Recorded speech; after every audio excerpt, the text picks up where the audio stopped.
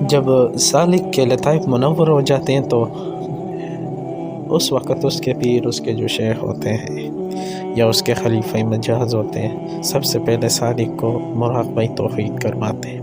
قرآن کی آیات ہے، اعوذ باللہ من الشیطان الرجیم، بسم اللہ الرحمن الرحیم، وَإِلَٰهُكُمْ إِلَٰهٌ وَاحِدٌ لَا إِلَٰهَ إِلَّا هُوَ الرَّحْمَٰنُ الرَّحِيمُ۔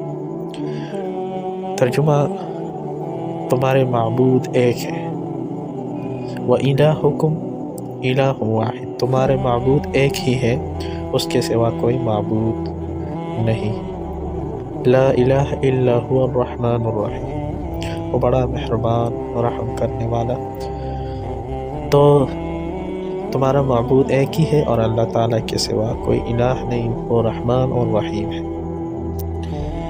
یہ آیات ایک بڑے دروازے پر لکھی ہوئی ہے۔ سالک کی روح یہاں کھڑی ہو کر یہ تسبیح پڑھتی رہتی ہے، ہر انوارات کو جذب کرتی رہتی ہے، ہر طرح کا شرک